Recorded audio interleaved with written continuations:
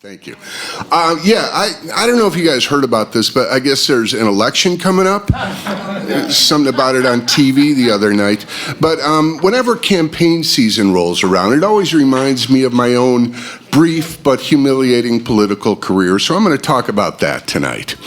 When the 1992 presidential campaign season started, I was working full-time as a stand-up comic.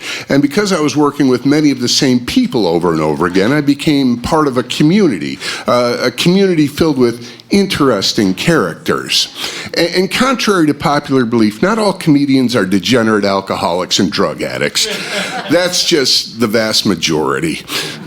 But there are also some very decent family men and women and regular Joes who just enjoy doing comedy. And then there's this fringe element of people who seem to be working their issues out on stage, and their career strategy seems to center around going off their meds. Which is fine, that's none of my business. I got my own issues to deal with. I just try to be nice to people until they give me a reason not to be. So during this time, there was a woman that I'd worked with on several occasions, and while I didn't find her groundbreakingly funny, she was quirky and amusing and easy to get along with, so I considered her a casual friend. Still, I was a little surprised when I got a phone call from her one day asking me if I would do her a favor. Sure, I said, what do you need? Well, she said, I've decided I'm going to run for president.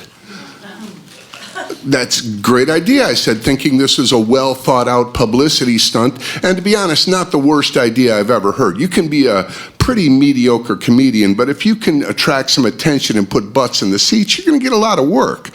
So I said, great idea, good for you.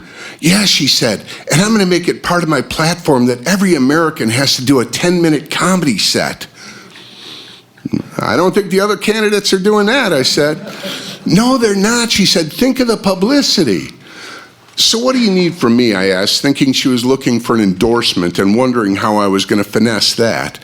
But to my surprise, she said, I want you to be my vice president. Oh, I don't know. I said, I'm busy. I got to watch TV and stuff. I don't know. I'm not really. She said, don't worry, I'll handle all the work. I just need to have somebody to refer to when they ask me who my running mate is. Think of the publicity, she reminded me.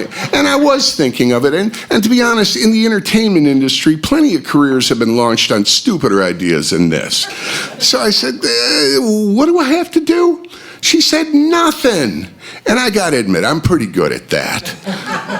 So I said, well, I guess I could do it. And by do it, I mean, I'm not going to do anything, right? No, she said, I'll handle everything. Welcome aboard. And that's how I set sail on the good ship Looney Tunes. As she was running as an independent, so I guess I was running as a codependent.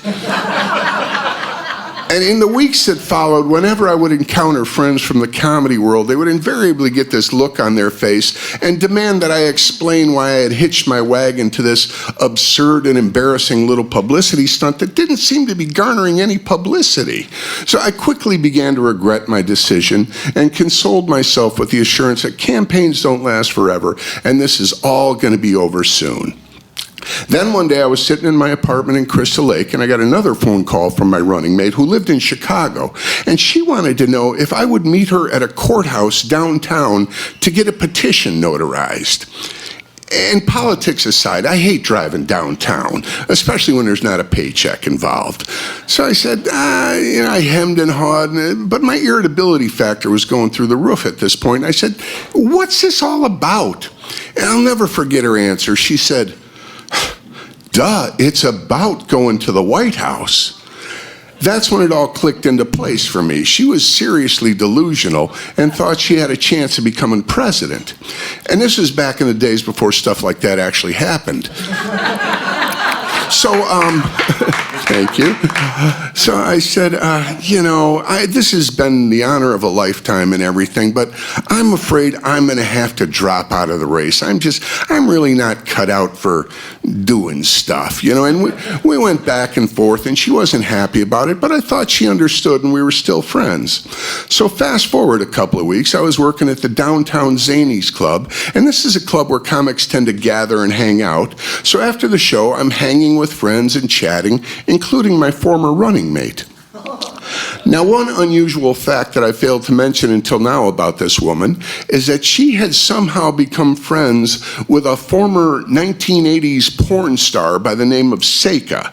Seika had a radio show at the time and was based in Chicago and was kind of a local celebrity.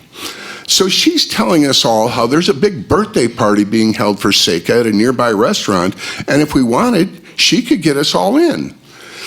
Well, I like cake, and apparently so did everybody else, because we all piled into our cars and headed over there. I don't remember the name of the place, but it was a fairly upscale joint, and I just remember we all looked horribly out of place, like a bunch of bums had just crashed the party. But after a few minutes, we were ushered into this private area where Seika was cutting the cake and holding court. And my friend began making introductions. And when she got to me, she said, "And this is Mike Preston." That's when it got really weird.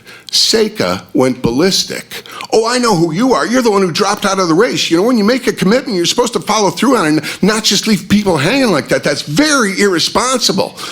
I was stunned. I mean, here I was getting a tongue lashing from a porn star, and I was not enjoying it.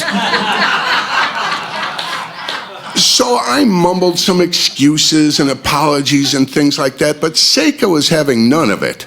Seika was thoroughly disgusted by me, which is really, really weird when you think about it.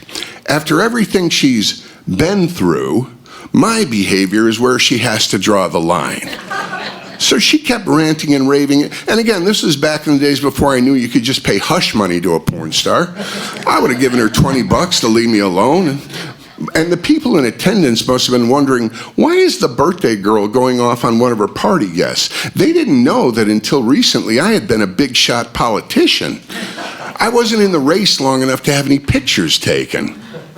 So the tirade eventually ended, and I was able to sneak out of there with my tail between my legs and go home. And I wasn't even upset. You know, it was such a bizarre scenario on so many levels. I had just been humiliated by a porn star, not in a good way, and I was just trying to process how those insane chain of events had ever gotten started. You know, and I could, you know, play the victim and say, "Oh, I was just trying to help somebody out. No good deed goes unpunished." But the truth is, I was trying to get some free publicity. When I entered into that arrangement, I was trying to get something for nothing, and this is the something I got. So, life lesson learned. So while I still try to be nice to people and give them the benefit of the doubt, I have come to a better understanding of the term healthy boundaries and the awesome liberating power of the word no. And I never heard from my running mate anymore after that, so I don't know if she ever got another vice president, but I did eventually hear through the grapevine that she didn't win the election. That was probably inevitable. I mean, let's face it, you can't recover from a loss like me. Thank you.